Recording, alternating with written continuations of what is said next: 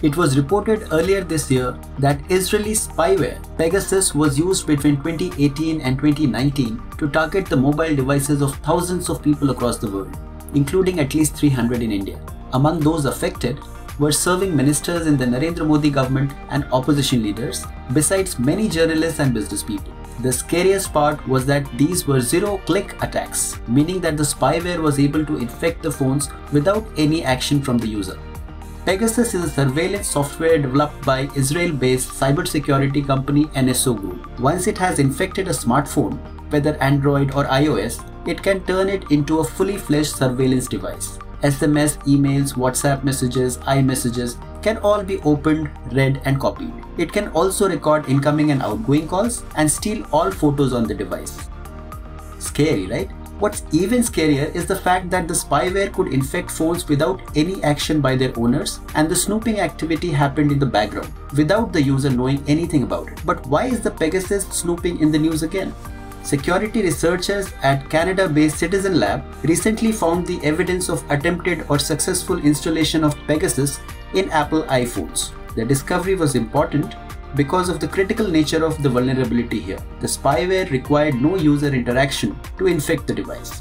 The breach was significant because the flaws exploited the latest iPhone software of the time. So where lay the vulnerability? According to Citizen Lab, the vulnerability in the Apple ecosystem devices was because of a flaw in its iMessage service. Importantly, the exploit broke through Blastdoor, the new iPhone defense feature which Apple had built into the iOS 14 operating system to prevent silent attacks by filtering out potentially malicious code.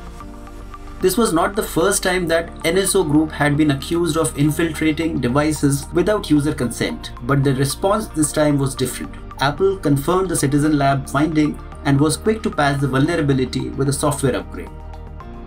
Ivan Kristich, head of security engineering and architecture at Apple, said in a statement, after identifying the vulnerability used by this exploit for iMessage, Apple rapidly developed and deployed a fix in iOS 14.8 to protect its users. We would like to commend Citizen Lab for successfully completing the very difficult work of obtaining a sample of this exploit so we could develop a fix quickly. Attacks like the one described here are highly sophisticated, cost millions of dollars to develop, often have a short shelf life, and are used to target specific individuals. While that means they are not a threat to the overwhelming majority of users, we continue to work tirelessly to defend all our customers, and we are constantly adding new protections for the devices and data.